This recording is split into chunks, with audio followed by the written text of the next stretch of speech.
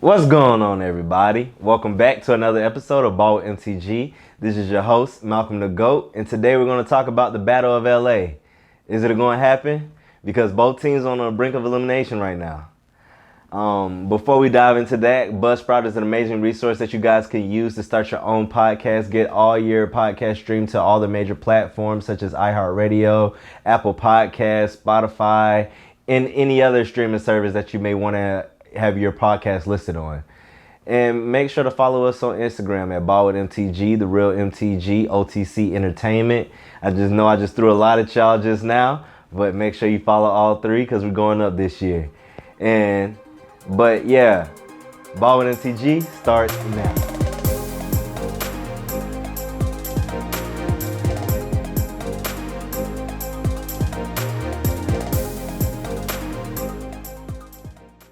All right, guys, so today we are going to talk about the Battle of LA. Is it ever going to happen? Because both teams are on the brink of elimination right now.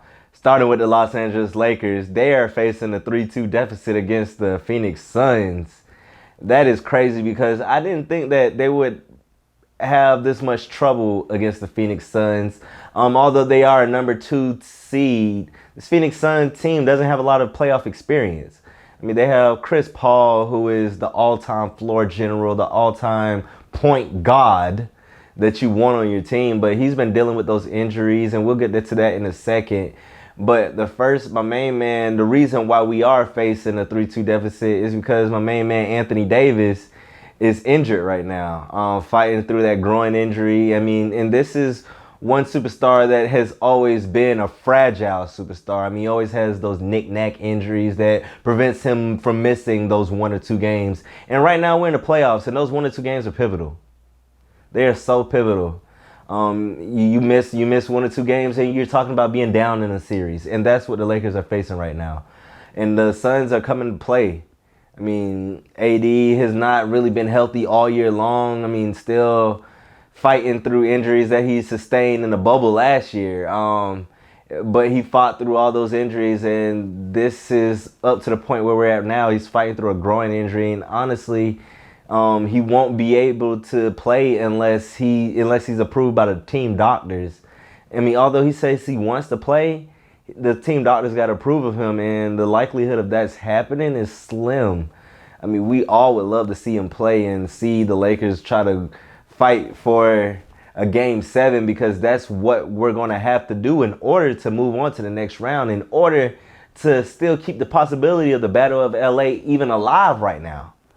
But that's AD is still, I'm just not sure about AD. I'm really not sure about his health, and that's a big thing. We're definitely not winning a championship without him. Can we get past the Phoenix Suns without him? That's the ultimate question. And my man LeBron James, in year 18, as great as he is, we still need to see. Yet he still has to prove himself over and over and over and over again. Right now he's playing all right basketball. I mean, not up to LeBron James standards.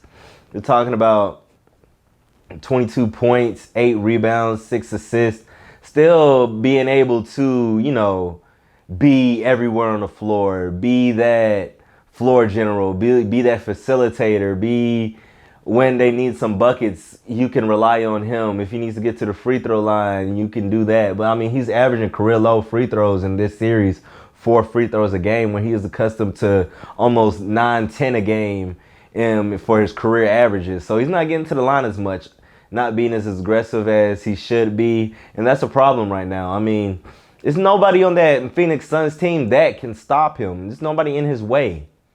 And I mean, you talk about DeAndre Ayton and Jay Crowder and Mikal Bridges, the primary defenders on LeBron James. None of them can stop him. He's much bigger than all of them. Even DeAndre Ayton, the 7-foot, 230 pound, if you want to give him that, 240 pounds. LeBron is 6'9", 270. He's a freight train coming at you. You have to be willing to sacrifice your body a little bit more right now. I mean, it's still, we're still, and we have to think about it. We're asking a lot of this man in year 18. But in order but he's sustained so much greatness throughout his career. We've never seen this happen in the first round for LeBron. I mean, now we're talking about him missing out on another chance to win a championship. He's never lost in the first round throughout his whole entire career. So would be an all-time low if this happens. And we talk about the injuries. And Kentavious Caldwell-Pope has not played. So many things that reasons why the Lakers are down 3-2 right now. And then we talking about Chris Paul, who's been injured for the Phoenix Suns, and he's been fighting through those injuries. And although, he's been putting on these last couple of games, he's been averaging almost 20 points, about 9 assists. It's still being able to facilitate and be that point guard that he is.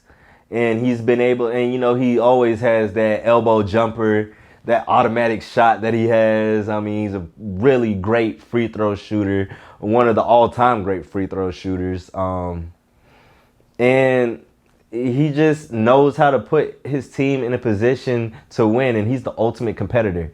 And I will say, if he could get past this first round against LeBron, I mean, that automatically says something about Chris Paul's greatness. Nobody's been able to defeat LeBron in the first round of the playoffs, and Chris Paul has the best chance to do so, along with his running mate Devin Booker, who is balling out of his mind. I mean, to say that this is his first playoffs, averaging 26 points a game, 5 assists, 5 boards. I mean, you can't ask much from young Mamba himself, Devin Booker. Been able to get his teammates involved, especially picked up the load once Chris Paul was going down, and has been able to carry this team to greatness. But this should be an interesting series. I mean, the Lakers and Suns, I just don't know what's going to happen. I'm not even going to lie to you. But I do predict the Lakers will win this series. The Lakers will win this series in 7. It's going to have to be 7. I don't believe that Anthony Davis is going to play Game 6. It's almost impossible to have a 1-game absence from a groin injury. And so the likelihood of him playing is slim to none. And I believe that LeBron can carry over and have a pretty good 40-piece game that the Lakers desperately need. We got Kentavious Caldwell-Pope back. We got to insert Taylor Horton-Tucker a little bit more. But yeah, that's about it for this first round against the Lakers and the Phoenix Suns. We're going to go over to the Los Angeles Clippers next. Now, the Los Angeles Clippers are in a little tougher position, series-wise and franchise-wise. I mean, last year they were supposed to be in the Western Conference Finals going against the Los Angeles Lakers to see who would compete for that championship last year in the bubble. But they failed last year. Lost 3 straight games to the Denver Nuggets. We know the story about what happened last year, so I don't even have to go into much detail about that. And now they're in the first round again against the Dallas Mavericks, who they should have lost to last year in the first round. But we're not going to talk about that. So I know the Dallas Mavericks are playing with a little edge this year. But to talk about the 2 superstars on the Los Angeles Clippers, Kawhi Leonard and Paul George. Those 2 players were brought here to defeat LeBron. Although they've been successful in the regular season, when it's time for the postseason, this Los Angeles Clippers team looks completely different. It's just I'm not seeing enough. You brought in Rondo, you brought in DeMarcus Cousins, you brought in Luke Kennard, you brought in all these Serge Ibaka, you brought in Nick Batum. All these moves that you made this offseason, and you're still in the same position as last year. You're down 3-2. You're 1 loss away in the first round. You have 2 max players on your roster. and you can't get out of the first round. I'm sorry. I'm sorry. I'm sounding like Stephen A right now. But when you and it's say if they do lose, what's the future for this Los Angeles Clippers team? I doubt they're going to run it back again. We all know what happened when they kept on running it back with Blake and Chris. For 6 straight years, they ran it back. We're not successful on either the whole entire time. So now the Clippers really don't have that much time to waste. They're still looking to win their first NBA championship.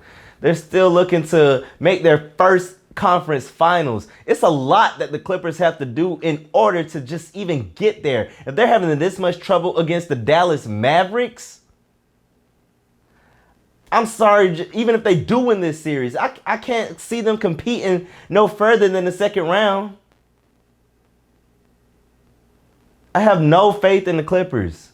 I mean, you see that Kawhi is playing out of his mind. A couple of 40-point games, averaging 38-8 over the course of these 5 games in this Maverick series. And then, Paul George has definitely stepped it up a little bit more this series. This playoff run is averaging 24, 8-6, 8-4, I'm sorry.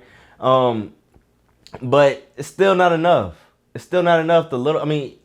The bench is not really providing as much. Rondo is not getting as much time. And the Clippers all year long were looking for a floor general. Rondo was the answer. Why are you not playing him? Okay, you have Nick Batum, Marcus Morris, all these other great guys. I'm not knocking anybody on their team because they have a lot of talent. And that's why I don't understand why they're in this position.